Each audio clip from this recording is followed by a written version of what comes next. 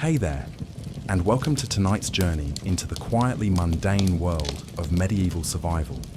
Before we settle in, take a moment to like the video if you're genuinely here for some peaceful historical content, and let me know in the comments where you're watching from and what time it is. There's something oddly comforting about knowing we're all drifting off to the same slow stories from different corners of the world. Now dim those lights, maybe adjust your pillow, and let's ease into the methodical rhythm of Viking Age agriculture together. Picture this. It's the year 987, somewhere along the windswept coast of what we now call Norway. The dramatic raids and legendary battles you've heard about in other stories are happening somewhere someone else. Tonight else, too, we're following Bjorn. Not Bjorn the Terrible or Bjorn the Ironside, just Bjorn. Bjorn the farmer. Bjorn who wakes up every morning not to the clash of shields, but to the gentle lowing of cattle and the persistent bleating of goats who've somehow gotten into the barley again. Our story begins in late autumn, when the first frost has painted the grass silver and the daylight barely stretches from morning porridge to evening stew. Bjorn stands in his doorway, watching his breath form small clouds in the crisp air. And he's not thinking about glory or conquest. He's thinking about whether he has enough hay stored to keep his animals alive until spring. Because that's what survival actually looked like for most Vikings. Not axes and longships, but arithmetic and animal husbandry. The farm sits in a shallow valley, protected from the worst of the coastal winds by low hills covered in birch and pine. It's not a large holding, maybe 20 acres of workable land, with pasture for a dozen cattle, twice as many sheep, and a small herd of goats that seem determined to escape at least once a week. There's a main hall built of timber and stone, its roof thick with turf that sprouts wildflowers in summer and collects snow in winter. Attached to the hall are smaller buildings, a storage house, a workshop, and the all-important barn where the animals will spend the long, dark months ahead.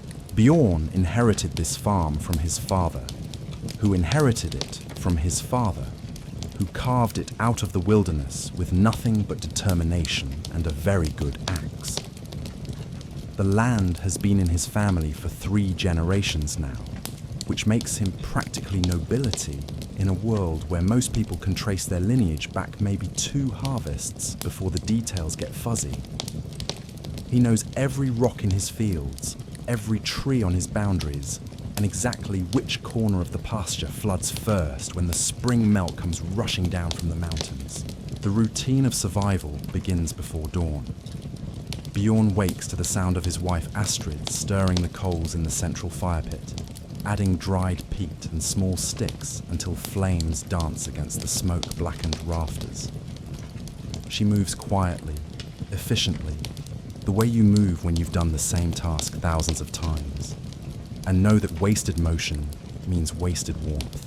The fire is the heart of the household, never allowed to die completely, banked carefully each night and coaxed back to life each morning. Outside, the animals are waiting. Cattle stamp and blow in the pre-dawn cold, their breath creating small fog banks around the barn door. The sheep cluster together, their wool thick and oily with lanolin that will later be spun into thread and woven into cloth. Everything on a Viking farm has multiple purposes.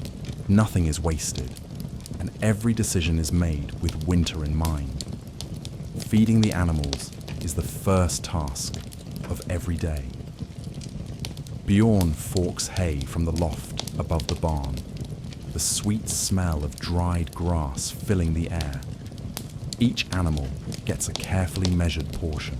Too little and they'll weaken and die. Too much and the stores won't last until spring grass appears. It's a calculation he makes automatically now, the same way you might check your phone or reach for a light switch. The difference is that when Bjorn makes a mistake, people and animals starve. The cattle are his most valuable possessions, not just for their meat, though a single cow can feed a family for months when properly preserved. They provide milk, which Astrid churns into butter and forms into cheese wheels that will keep through the winter. Their hides become leather for shoes, belts, and repairs to almost everything else. Even their bones are saved, carved into tools, combs, and needles. The horn becomes drinking cups and storage containers. Nothing, absolutely nothing, goes to waste. After the feeding comes milking. The cows stand patiently while Bjorn works, the warm milk steaming slightly in wooden buckets. This is meditative work, rhythmic and peaceful. His hands move in the same pattern they've followed for 15 years, and the sound of milk hitting the bucket is as regular as a heartbeat. The barn cats appear as if summoned, sitting in a neat row with their tails wrapped around their paws, waiting for their share of the morning's yield. While Bjorn tends to the larger animals, Astrid manages the chickens and geese.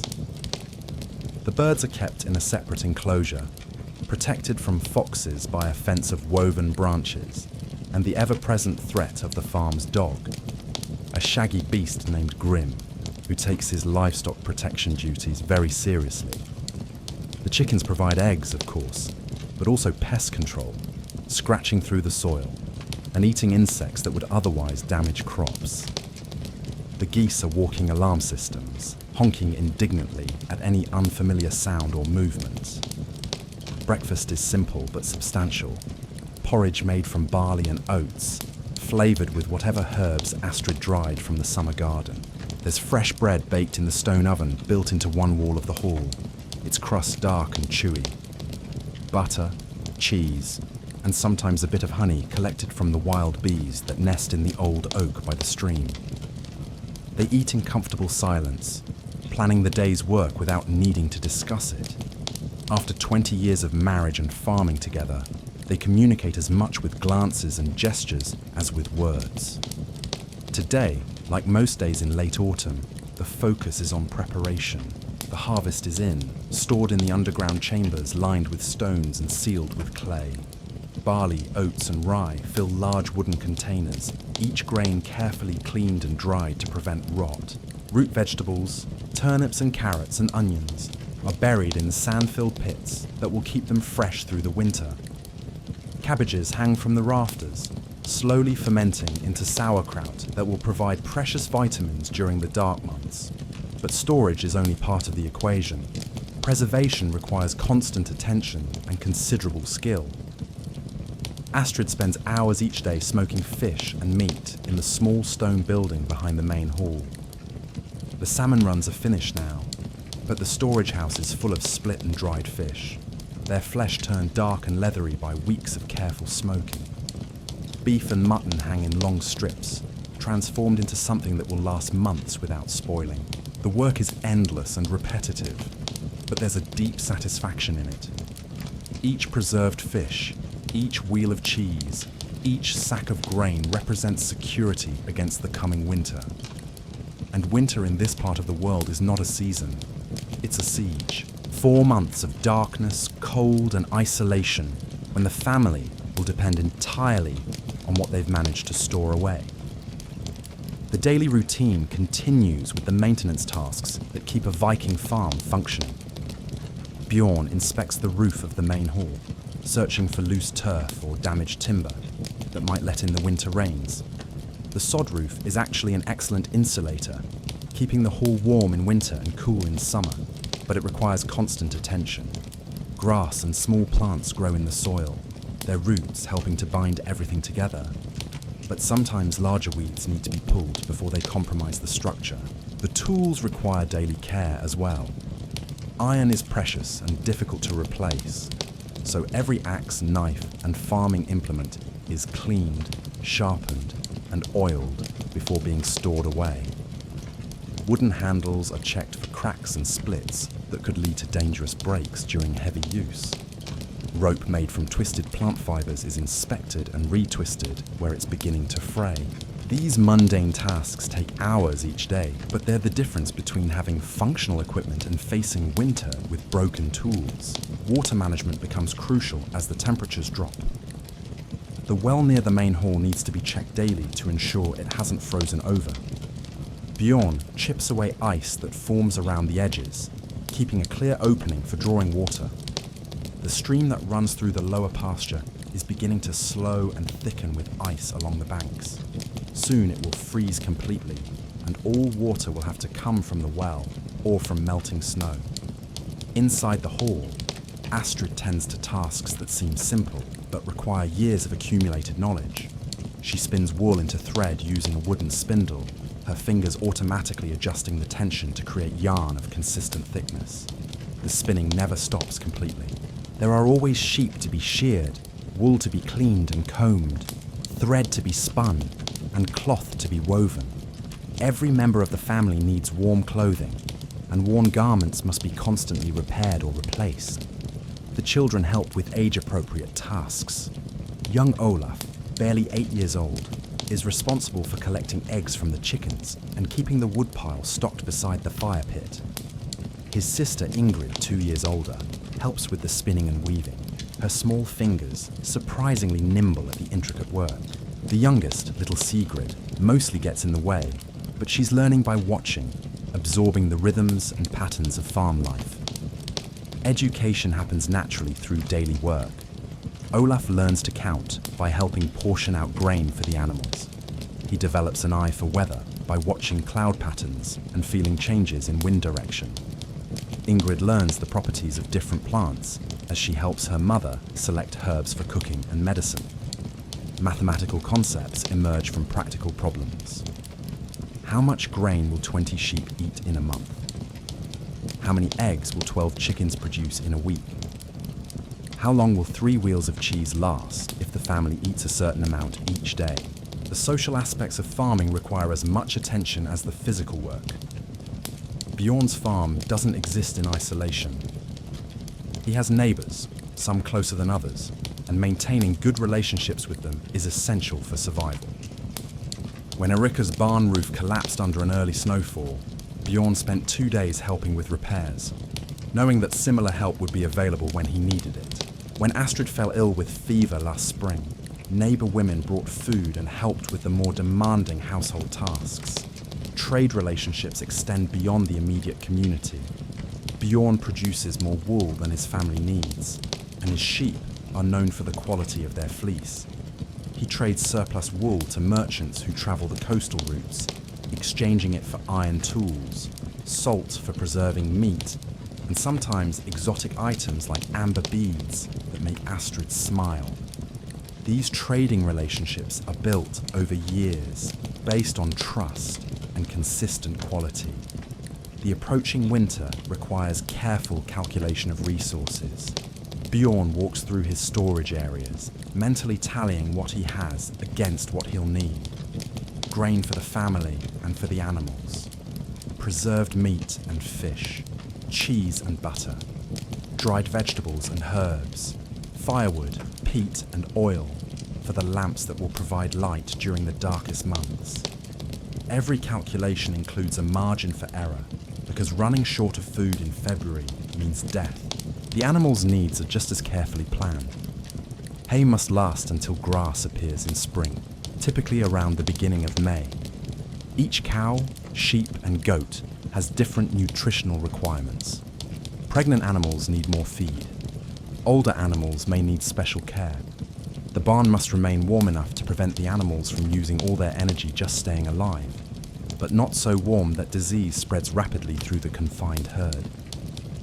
Weather watching becomes an obsession. Bjorn reads the sky like a farmer in Iowa might read commodity prices, searching for clues about what's coming. Cloud formations, wind patterns, the behavior of birds and animals. D will all provide information about approaching storms or temperature changes. A sudden drop in pressure might mean 3 snow. A particular days of heavy type of cloud formation often precedes the fierce winds that can damage buildings and scatter livestock. The hall itself transforms as winter approaches. Furniture is rearranged to make better use of heat from the central fire. Sleeping areas are repositioned closer to the warmth. Heavy woolen hangings are put up to divide the large space into smaller, more easily heated sections. Oil lamps are cleaned and filled, their wicks trimmed to burn cleanly through the long dark hours. Food preparation shifts to match the season. Fresh vegetables disappear from meals, replaced by preserved items that will provide nutrition through the winter. Astrid experiments with different combinations of dried herbs to keep the food interesting despite the limited ingredients. She makes thick stews that stretch small amounts of meat with plenty of grain and vegetables. Bread becomes denser and more filling, made with combinations of different flours and supplemented with nuts and dried berries. The rhythm of the days changes as daylight hours shrink. Work that requires good light must be completed earlier. Indoor tasks like spinning, weaving, and tool maintenance fill the longer evenings. Storytelling becomes important, not just for entertainment, but for preserving family history and cultural knowledge. Bjorn tells his children stories his grandfather told him, tales of ancestors and distant places, lessons disguised as entertainment. Physical fitness remains important even as outdoor work decreases. Bjorn continues to practice with his weapons, not because he expects to raid or fight, but because maintaining strength and skill is part of being a responsible adult male. Astrid works at her loom for hours each day, the repetitive motions keeping her hands strong and flexible. The children run and play when weather permits, building the stamina they'll need for adult life. Mental preparation matters as much as physical preparation. The family discusses plans for spring planting, talking through different options and scenarios. They learned from the review lessons previous winter, identifying problems and solutions. These conversations serve multiple purposes, keeping everyone engaged in the farm's success and helping to pass along accumulated knowledge to the next generation. The long evenings provide time for crafts that require patience and precision. Bjorn carves wooden bowls and spoons during the darkest hours, his hands working by feel as much as sight in the flickering firelight. Each piece must be perfectly smooth, free of splinters that could harbour bacteria or make eating unpleasant. The wood shavings don't go to waste either. They're saved for kindling, added to the compost pile, or used as bedding for the smaller animals. Astrid works on more delicate projects during these quiet hours. She embroiders simple patterns onto clothing, using thread dyed with plant materials gathered during the summer. Madder root produces deep reds, weld creates bright yellows, and various berries provide purples and blues. The embroidery serves multiple purposes beyond decoration. The dense stitching reinforces areas that receive heavy wear, and the patterns often carry meaning, identifying family relationships or marking special occasions. The children learn through observation and gradual participation. Young Olaf watches his father's wood-carving techniques, occasionally allowed to make simple cuts under careful supervision. Ingrid helps her mother with increasingly complex spinning tasks, learning to judge the quality of different wool fibers and adjust her technique accordingly. Even little Sigrid contributes by sorting small items, separating good wool from damaged pieces, or arranging dried herbs by size. Food storage requires constant monitoring throughout the winter months. Bjorn checks the underground storage chambers regularly, looking for signs of moisture that could lead to rot or mold. The containers of grain are examined for insect damage or rodent intrusion. Preserved meats hanging in the smokehouse are inspected for any signs of spoilage. A single contaminated item could ruin an entire cache of food, turning survival into starvation. The animals confined in the barn present their own challenges. Limited space means that diseases can spread rapidly through the herd. Bjorn monitors each animal daily, watching for changes in appetite, behavior, or appearance that might indicate illness. Simple veterinary knowledge passed down through generations helps him treat common problems. Willow bark tea for fever and inflammation, specific herbs for digestive issues, basic surgical techniques for treating cuts and wounds. Maintaining the animal's mental health becomes important during the long confinement. Cattle that spend months in dark, cramped conditions can become aggressive or depressed. Bjorn makes sure they receive regular grooming and handling, maintaining the bond between human and animal that makes farm work possible. He talks to them while working, his voice providing comfort and familiarity in the monotonous winter routine. The social dynamics within the hall require careful management as well. 4 months of close confinement with the same people can strain even the strongest family relationships. Privacy becomes a luxury that must be carefully negotiated. Personal space is limited, and everyone must learn to respect the subtle signals that indicate when someone needs solitude or quiet time. Weather becomes the dominant factor in daily planning. A clear day might allow for essential outdoor tasks like hauling water or checking on animals in distant pastures. A blizzard means staying inside and working on indoor projects. The ability to read weather signs accurately can mean the difference between completing necessary work and being trapped indoors when animals need care. The darkness affects everyone differently. Some family members adapt quickly to the shortened days, while others struggle with the lack of sunlight. Astrid notices changes in mood and energy levels, adjusting daily routines to help everyone cope. She ensures that people spend time near the brightest areas of the hall during the limited daylight hours. Oil lamps are lit earlier and kept burning longer to provide psychological comfort as much as practical illumination. Fuel management becomes a critical daily concern. Peat, wood, and oil must be carefully rationed to last through the entire winter. Each decision about heating and lighting affects the family's reserves. The main fire is maintained continuously, but smaller fires for specific tasks are lit only when absolutely necessary. Oil lamps are used sparingly, with most evening activities planned around the light from the central fire pit. The farm's location provides some protection from the worst winter storms, but isolation brings its own challenges. When heavy snow blocks the paths to neighbouring farms, Bjorn's family must be completely self-sufficient. Medical emergencies, equipment failures, or unexpected problems with food storage must be handled without outside help. This reality shapes every aspect of winter planning.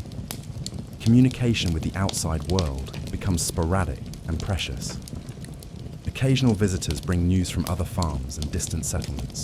These contacts provide vital information about weather patterns, animal diseases, and political developments that might affect trade relationships. Bjorn listens carefully to these reports, filing away information that might prove useful for future planning. The children's education continues through storytelling and practical demonstrations. Mathematical concepts emerge from daily tasks. Measuring grain rations teaches basic arithmetic. Planning next year's planting involves geometry and spatial reasoning. Weather prediction introduces observation skills and pattern recognition. Every aspect of farm life becomes a classroom where survival skills are disguised as routine chores. Religious observances help mark the passage of time during the monotonous winter months. Traditional festivals break up the routine and provide psychological relief from the daily grind of survival. These celebrations also serve practical purposes, encouraging the community to share resources and maintain social bonds during the isolation of winter. Personal hygiene requires creativity during the cold months. Bathing becomes a carefully planned event, with water heated over the fire and privacy arranged through temporary screens. Clothing is aired and cleaned as weather permits. Teeth are cleaned with brayed twigs and salt. Hair is brushed and braided to prevent tangles and maintain cleanliness. These routines help maintain morale and prevent the diseases that can spread in confined spaces. Tool maintenance becomes even more critical during winter when replacement parts are impossible to obtain. Bjorn spends hours each week sharpening blades, oiling wooden handles, and making minor repairs to prevent major failures. He teaches Olaf these skills, emphasizing that tools are extensions of the farmer's body and must be maintained with the same care given to personal health. The psychological aspects of winter survival require as much attention as the physical preparations. Maintaining hope and motivation through months of repetitive routine challenges even the most resilient individuals. Astrid creates variety within the constraints of limited resources, preparing familiar foods in slightly different ways or rearranging the living space to provide a sense of change. Planning for spring begins almost as soon as winter truly sets in. Seeds saved from the previous harvest are checked and sorted. Tools needed for planting are prepared and repaired. Field rotation plans are discussed and refined. These forward-looking activities provide psychological relief from the immediate pressures of winter survival, reminding everyone that the current hardships are temporary. The farm's success depends on countless small decisions made correctly day after day throughout the winter.